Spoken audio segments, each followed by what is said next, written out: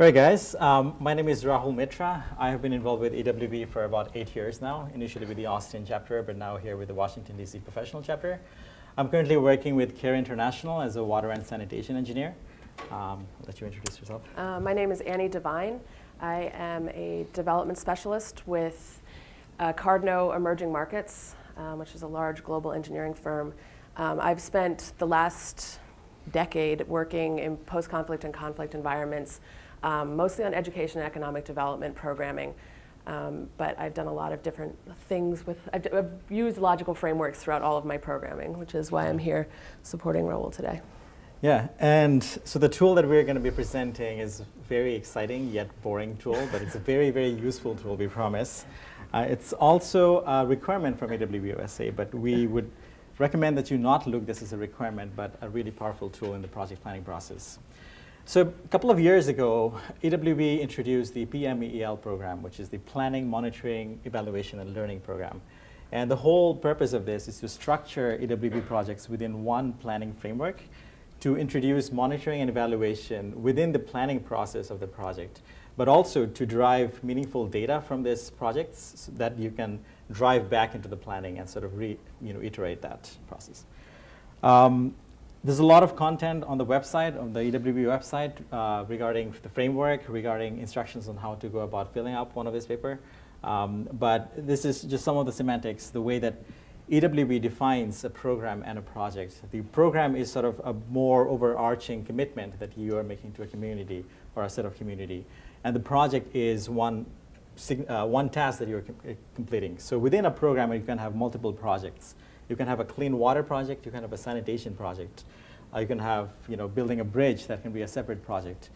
Now, the tool that we're presenting, the logical framework, is a project level document. So if you have multiple projects within a program, you need to file a different log frame for each.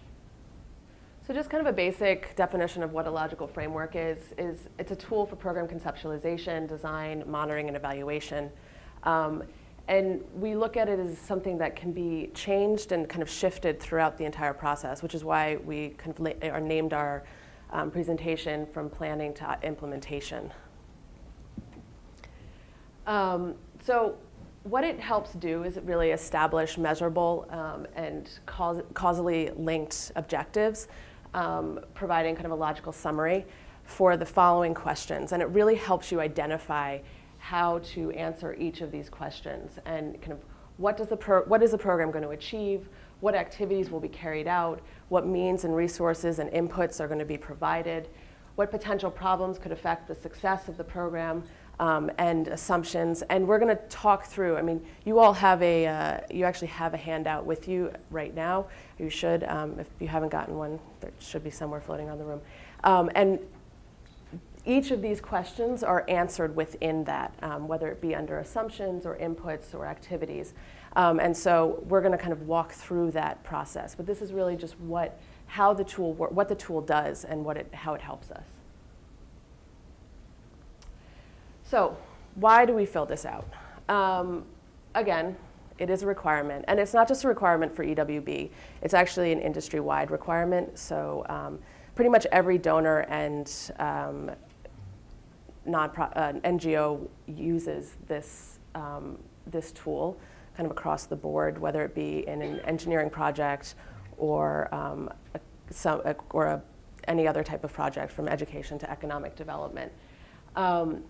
And I'm going to talk a little bit about that in the next slide. But most importantly, log frames are living documents, and as I said, it can be used throughout the entire planning. It should be used throughout the entire planning and implementation process. And I can't kind of emphasize that enough, that this is not a document that's kind of just completed and then put to the side. It's something that you want to kind of continually refer back to. So I just wanted to throw this up there. You're going to see a lot of language. We're going to use the EWB language as much as we possibly can.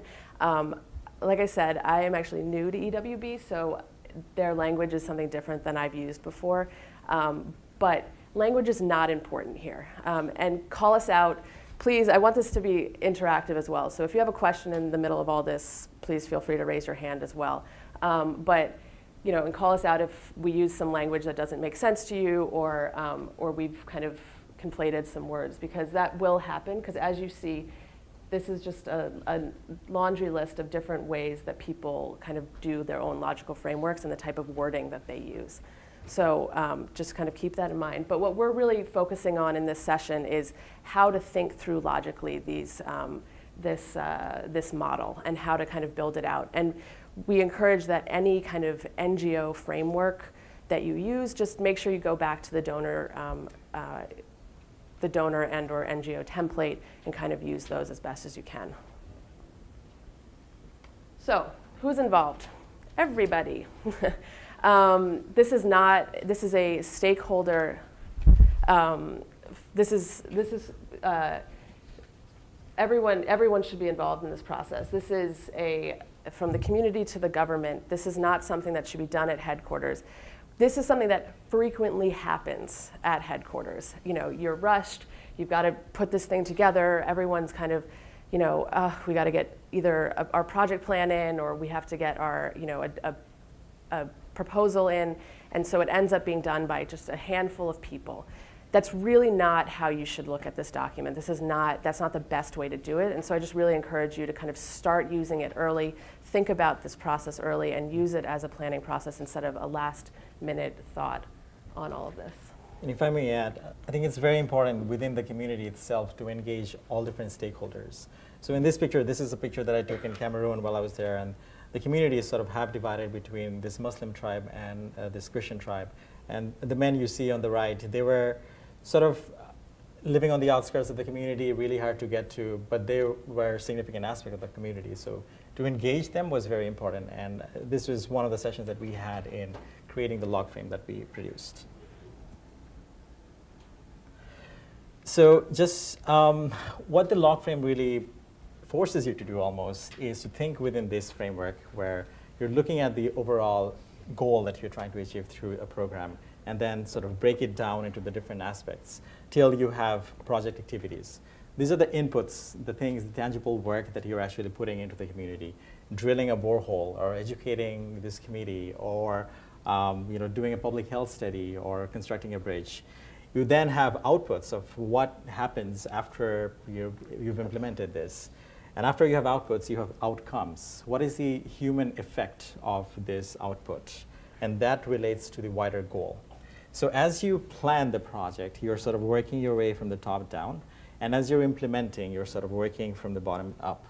So just keep this in mind, and we will come back to this again and again. You'll see this over and over again through the presentation. So this is the handout that we gave to you guys, and is the framework that EWB uses, and sort of gives you directions on how, what each field corresponds to and how to really develop this document. There's many ways to tackle this. Everyone has their preferred option, but the one that sort of we both agree on, let's put it that way, is to start with the first column. So the first column is the program summary and the overall, the structure of the project that you're implementing. And after you have the first column, you sort of work your way row by row from the top. So you look at what the program is trying to achieve. You look at indicators that you can assess. And then you look at means of verification. Now, these are ways you can measure those indicators to see if the project is actually working or not, if it needs to be modified to achieve the final goal. And then assumptions, which are very, very important. We go into a community with our sets of assumptions, and we need to constantly be thinking about those assumptions and changing them as we go along.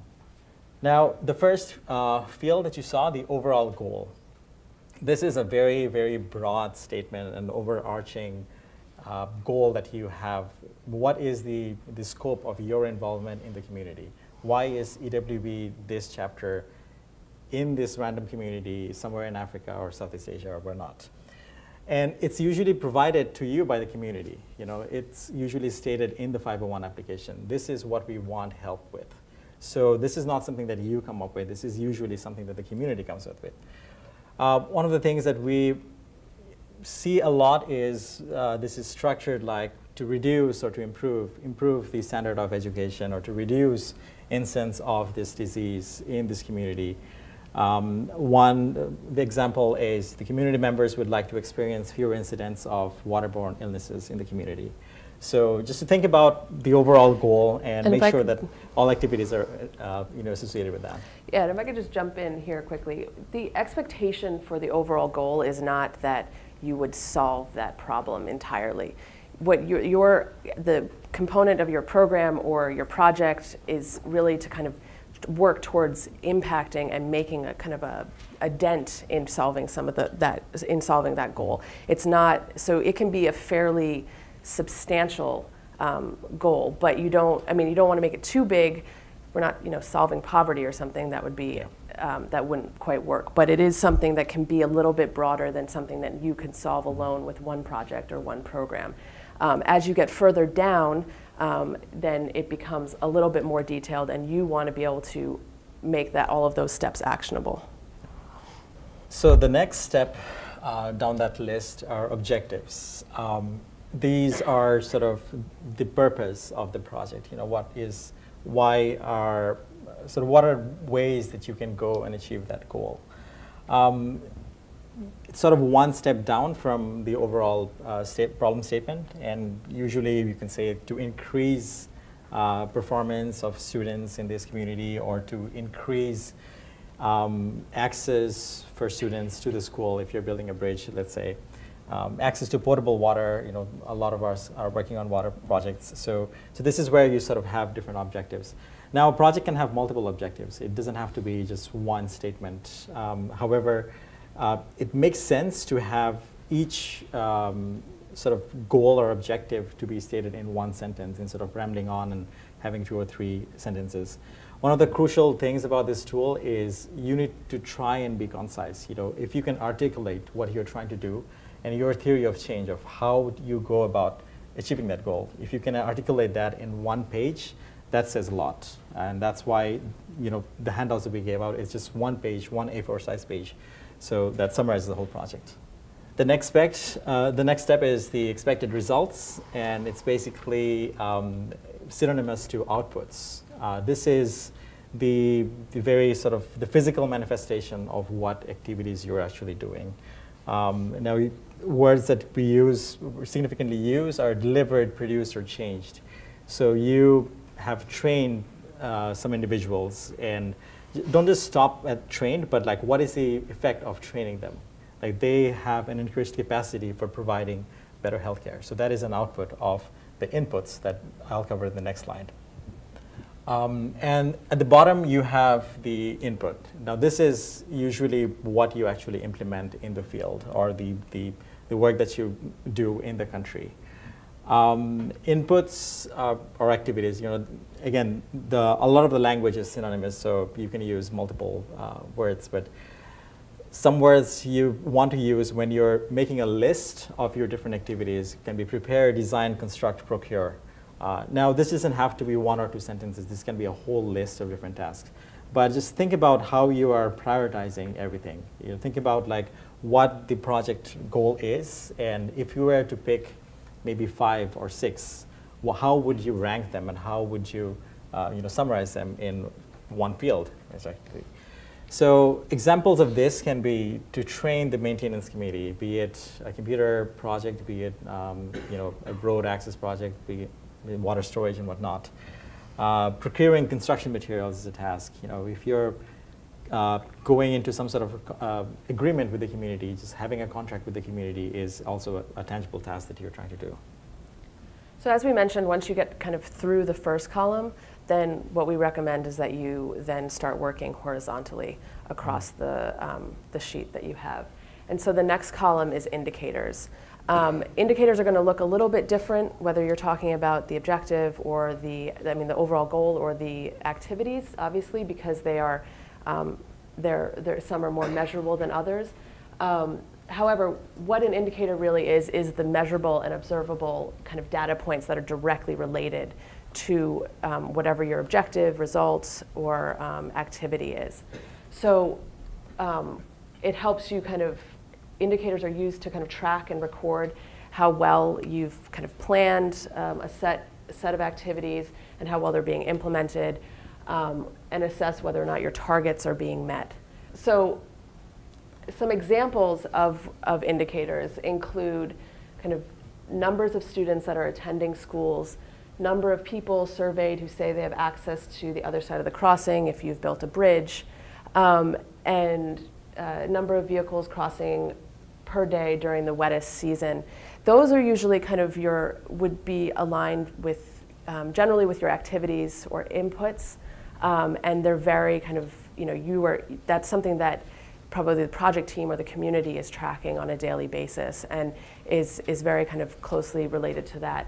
Then you tend to, as you move into objectives and objectives, then you often get, and outcomes, you often get the more observed evidence of proper maintenance and site drainage around structure. So it can become a little bit more subjective. You do want to try to make it as objective as possible whenever you can, but we also kind of we also recognize that everything is not perfectly measurable in the development field, but when you're thinking through this, you want to think about how you are going to assess the impact of what you've done, and that some of that might be kind of anecdotal, and we hope that a lot more of it's going to be numbers.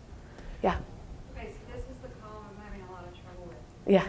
Because the way that I interpreted the instructions is there's a table. If you have a structure project, there's a table where you're supposed to pick the indicators. There's 3 columns to this table. Are you guys familiar with Yeah, this? yeah, I know what you're talking about. And we're supposed to pick from that table 3 indicators from each column. And then, so I'm having trouble picking them and fitting them into the right row. Okay. So I don't know if this is even the right place to be able to give any guidance on that. Yeah. I mean, like, Yeah. which one goes into the overall goal row versus which one goes to the expected results, that's really the So it is a little bit confusing. I agree. It's a little bit confusing because you're talking about the one that has like kind of the first. I can't remember all the language on it exactly, but the first column has a. The first column, I would say, normally goes into the activities because it's kind of a short-term, immediate results. It tends to be much more kind of number-oriented. The other 2 columns, they are much fuzzier, and I would say that I don't think. When I was looking at them, they didn't. They didn't fit that well. None of them fit that well for me into the kind of overall goal component. But the objective and the results, the other ones, you can use the other 2 columns because they're more long term to kind of look through that. Sorry, I wish I had actually had the example in front of me. I can't because I'm remembering it from reading it, but. Yeah, I actually didn't realize that you guys have to choose from those 3 columns in terms of to do this, because I haven't worked through it that way. Sorry. So basically, on the EWB website, there's a lot of instructions on what are potential indicators. What I would recommend is to use that as a framework, but come up with your own brainstorming process. Meet with your whole team and the community, and then see how that matches up. I'm sure you will see a lot of commonalities where you can pull things from the EWB, but use that as a framework. Don't let that sort of limit you in your options of what you can measure and what success in your circumstance means to you. No EWB project, no 2 EWB project are the same, but there is significant similarities between them. So any structure, any framework will tend to be very general, broad-based. So. But what I would say is that when you're kind of moving up the column and you're dealing with the outputs and the outcomes, what you're measuring and the numbers that you're kind of measuring should get bigger. So you should be looking at a much broader area, and as you move up, they tend to get more anecdotal. Is probably the way that I would say is the best way to kind of think about it. But again, as Raul said, I wouldn't use that only. I would definitely kind of do what you can to change it up. Okay, so the next column is means of verification. This actually often, a lot of people get this confused with indicators. The indicator is the data point itself. It's the number of schools that you've done. It's the number of crossings, whatever, as we've gone through. This is what source you're going to be using in order to measure that. So that could be a pre and post test. That could be a community report on a monthly basis. Somebody who's kind of watching the amount of usage or whatever that looks like.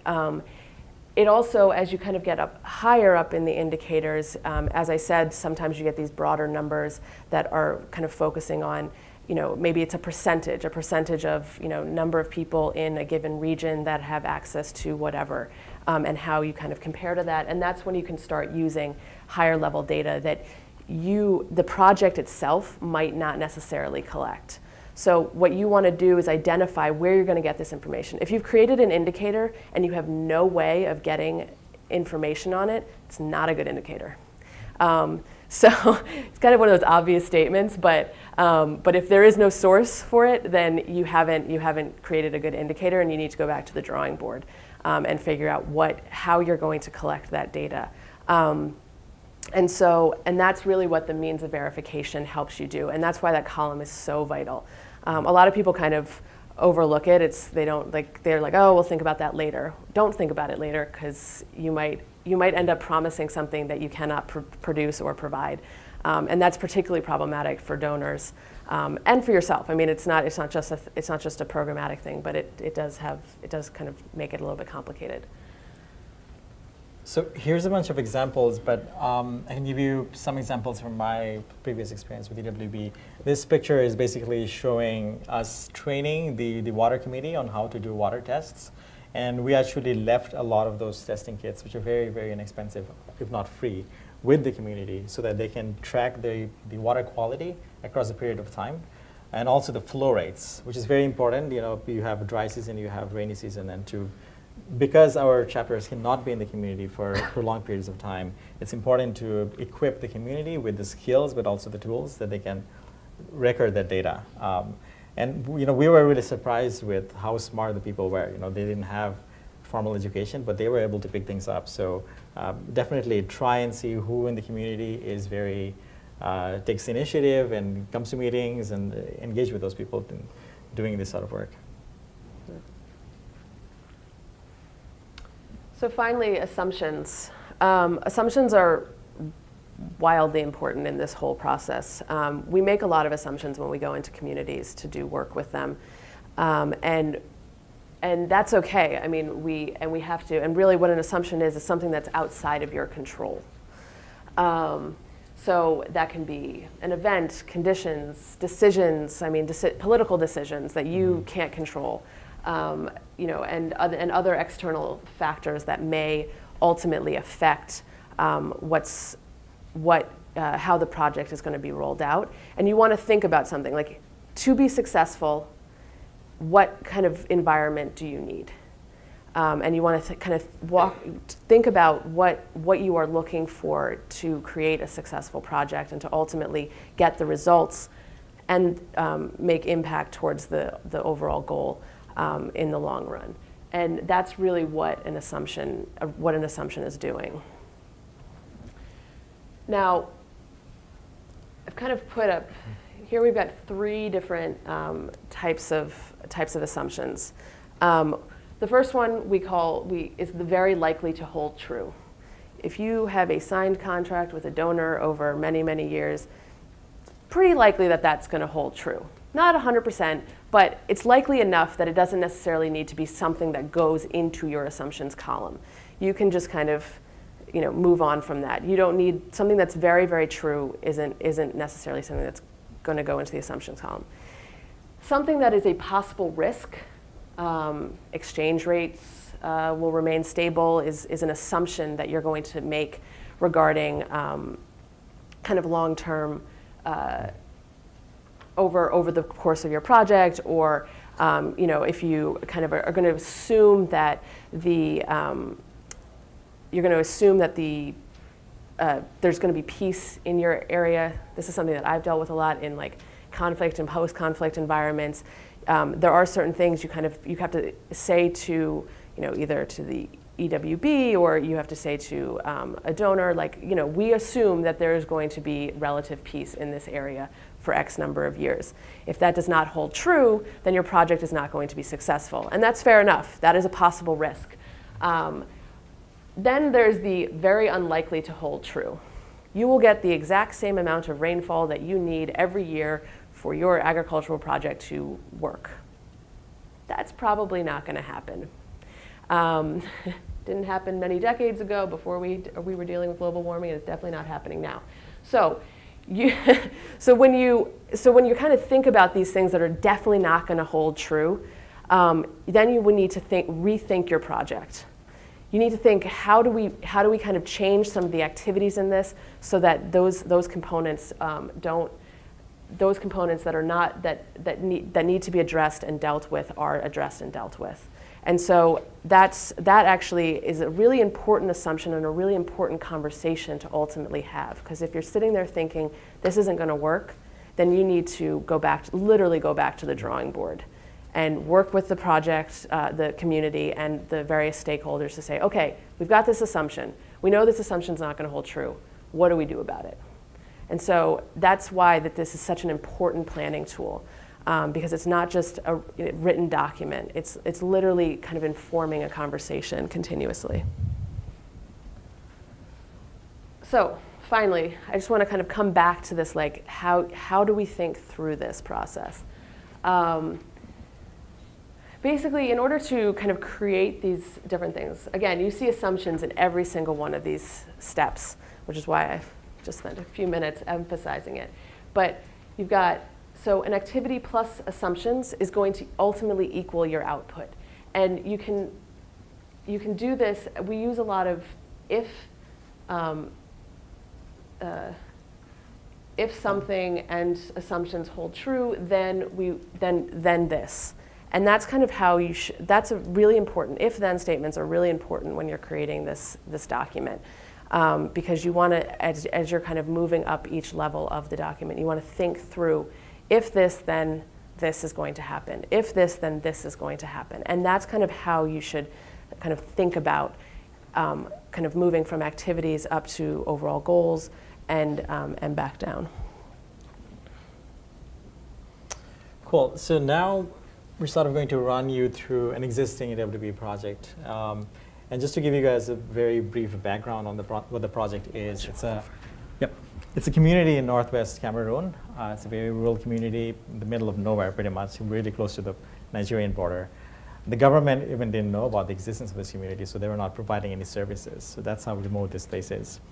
But they reached out to EWB USA through a 501 application, and they stated that we want help to improve our quality of life, which is a very broad goal. We don't even know what that means, really. But then they had a whole laundry list of different items that they wanted. Some of them were like really absurd. Some we'll probably never implement. But the top ones that they mentioned was access to clean water, sanitation was the next, then improved education and some other things. So through that 501 application, they really established the project goal and also the specific objective of the first project. Now, the first project within our program was to provide the community with access to clean drinking water and to do catchment area protection, which is something that they mentioned is the need because they have a lot of cattle that are grazing. They go and defecate close to the water, and they knew that that's what is making the kids sick. So starting from there, as we mentioned, we are sort of working our way down. And beyond this point, you can have a whole list of things. It doesn't have to be one or two lines. And within the objectives, these are some of the results. But just thinking about, I'm sure like a lot of you have different projects beyond water supply. So just think about like how you would adapt this in your circumstances. But looking at sort of this set of results, this sort of outputs, what would be some inputs that you would have to think about in deriving these outputs? That's right, we're asking you. We're asking you guys.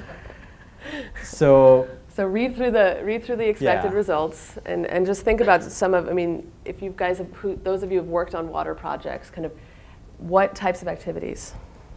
First of all, we have mapping water sources in the community. Mapping water sources, yeah. That's one of the initial things we did, to do a topographical survey of the entire land. Kind of determining what materials you have to work with as far as construction. Yeah, materials procurement, but also like finding out what's available, what's not. Yes? Like hygiene education for like. Yeah, that's a really important one, educational component of it. Determining the current structure, if they have, or if they're water board or water committee. Yeah, that's So- a really, really important one, because we go there assuming that the community does not have water. Of course, they have water, that's why they're alive and they're functioning. So that is, in the development field, we have this whole thing like do no harm. You know, whatever you do needs to build on whatever they have existing. That needs to be the baseline of what you do. So establishing that is really important. Yeah. Survey water usage and the demand. Yeah, the demand calculations, all that. So those are all really, really good. I'm sure like a lot of this will like show here. One of the really cool things that we did with our project, because we had a lot of public health specialists, public health students in our chapter, we did an entire public health survey in the community. So this is going door to door or doing a random sampling of the community and then trying to understand their current usages as it relates to water, their understanding of health and hygiene. Do they even practice that? Do they even know the benefits of washing their hands with soap and whatnot? Other things, materials procurement, someone mentioned, then signing an agreement with the community. That's also a specific task that you're putting in. So after you have that, you sort of work your way to the right. And thinking about how you improve a community's quality of life through providing clean water, what are some measures for that? Like how will you go about even measuring that? Does anyone have any ideas? Less sickness. Less sickness. There you go. Okay. What would be other effects of providing clean water? And always think about like things you can measure. Yeah. If we have a school, just higher attendance in school. Bingo. There you go. You just mentioned the two that we have up there.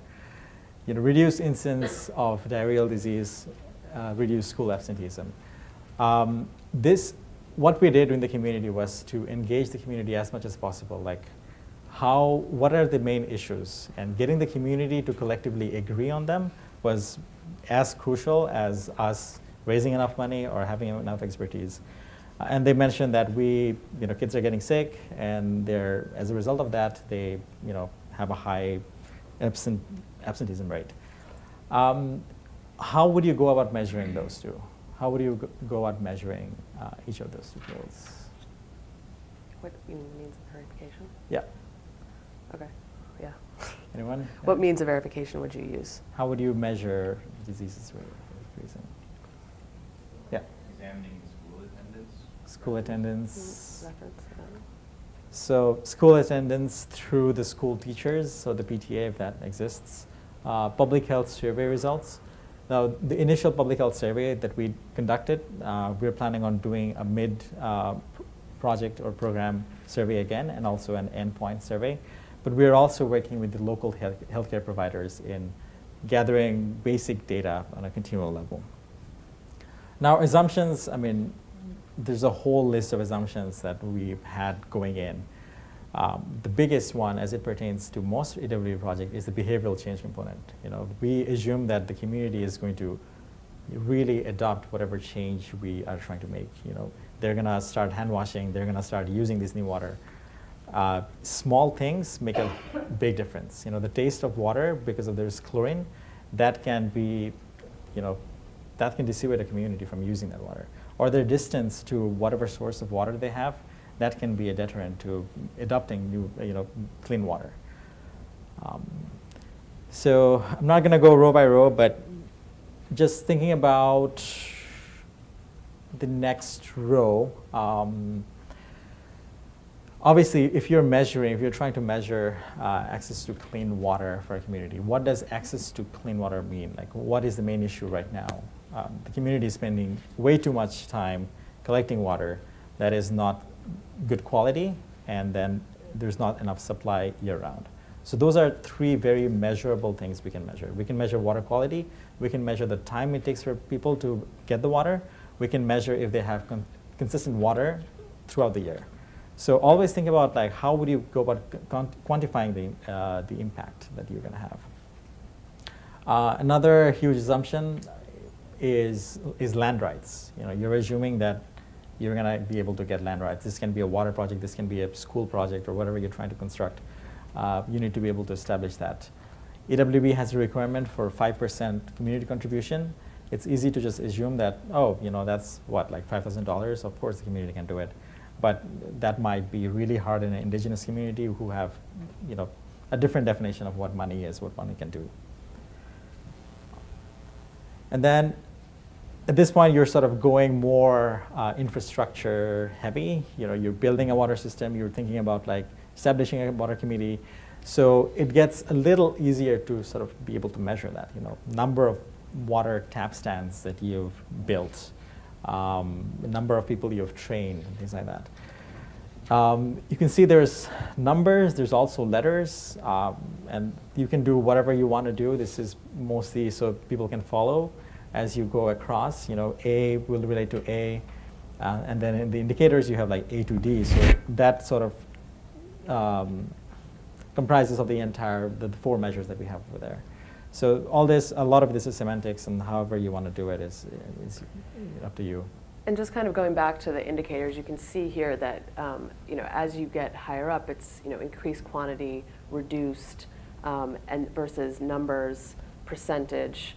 That tends to be a pretty distinct, a pretty clear distinction between what you're looking at for your outputs versus kind of purpose and objectives.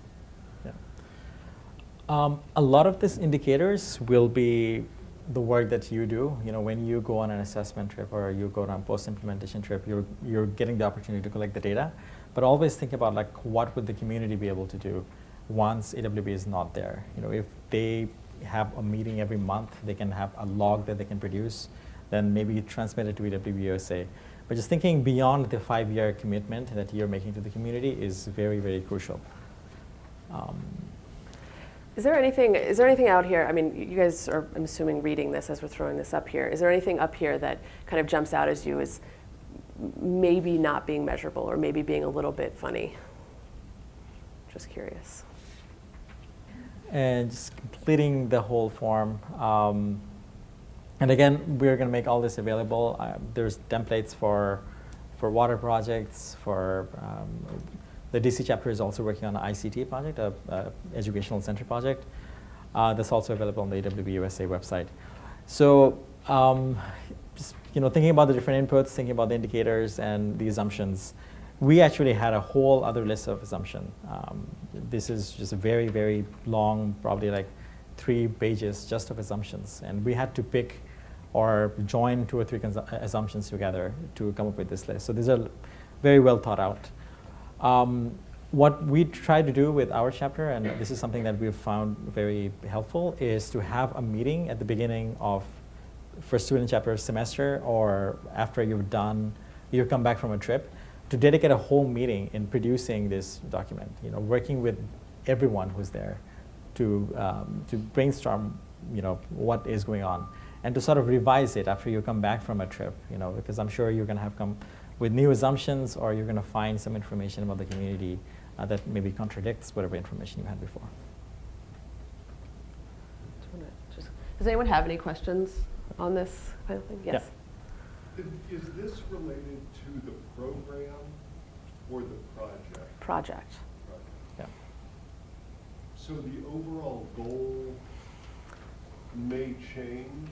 No. So what I would say is the overall goal would be across the whole program, and then the other components would change by project. So the first row is the program, the remainder are the project. I mean, it makes sense when you say it. Yeah. Okay. Yeah. Yes, because all the projects should be going towards impacting, improving, no idea how to pronounce that, quality of life. But each individual project is going to be different. So you're going to have a water catchment project, you're going to have a school project. Yeah. So I would say the program would have the same overall goal, and then the other things would change based on the project. So just out of curiosity, like how many of you let's say I'm working on a water project, with a show of hand. So a lot. So not everyone? everyone. So this would be really helpful when we pass on. Right. So one of the things with logical frameworks is that it ends up being a little bit of wordsmithing. You tend to, because you have to kind of think through, like, I mean, logically, does this make sense? Does this come after that? And so there are a couple of there's a couple of different challenges that occur when you're kind of putting together a logical framework that I'm just going to run through really quickly that you should try to avoid when you're doing this. The first one we call definitional logic. If you do one thing and then you do the same thing, you're going to do the same thing. But that's not really what we're trying to do here. We're trying to, so, if you improve institutional capacity for delivering goods, then yes, you've strengthened institutions. And that's not a bad thing to do, but you've literally done the same thing. And that's not really the point of this tool. So the point is that if you do something, then there's going to ultimately be a different result or some level of a result. Can you show us what the result? So a better way of kind of looking at this is, if you've improved institutional capacity for delivering goods and services, then what have you done for a different group in the community, or kind of what is the overall result and or impact? So improve service delivery for citizens. Does that make sense? It's a little bit, can be a little bit confusing. So that's kind of how you want to think about when you're going kind of up the process of doing this step. If you've done this, then what's going to happen? And it shouldn't be the same thing.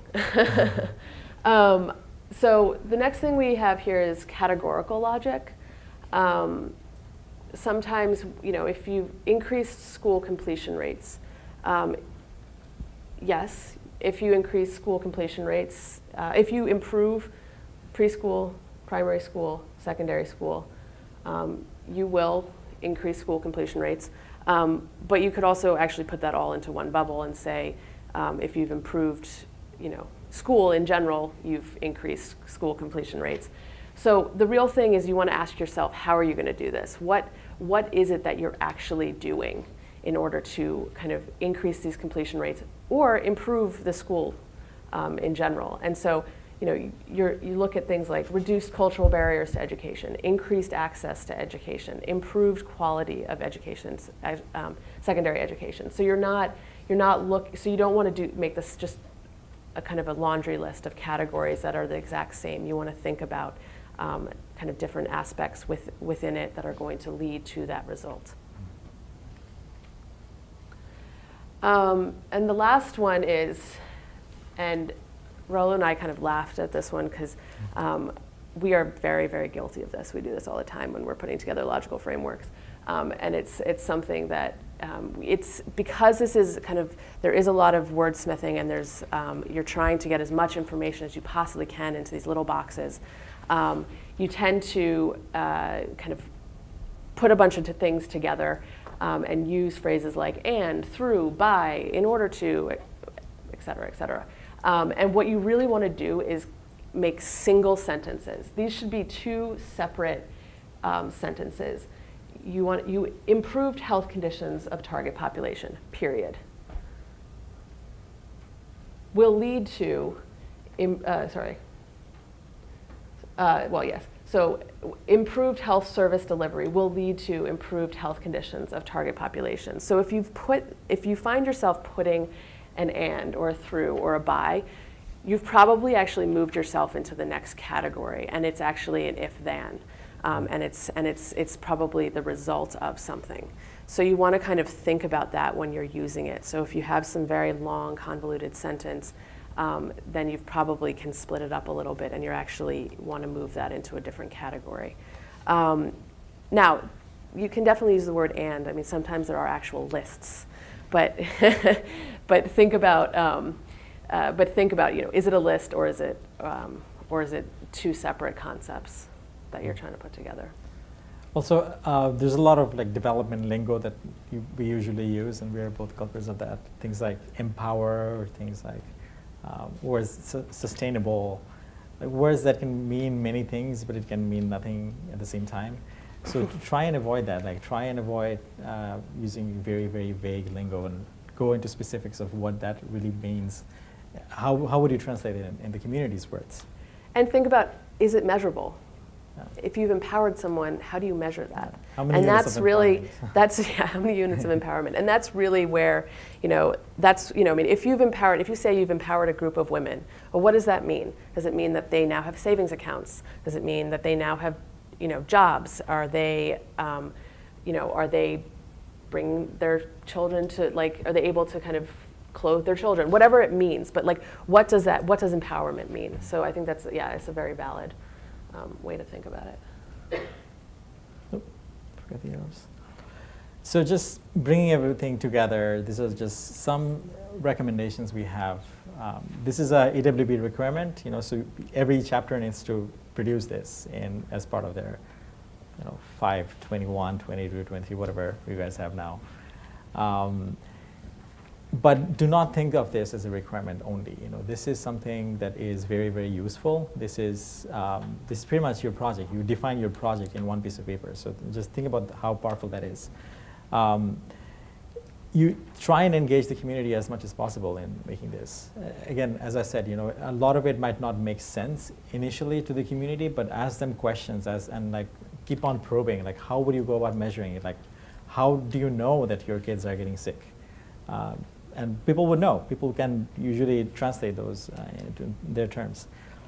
As I mentioned, create this during the initial planning process of the project, but keep revising this as you go along. Every time you come back from a trip, every time you start a new project, before you go on an implementation trip. Now that's a very interesting one to do because you get to really see like how your thought process sort of changes over a period of time.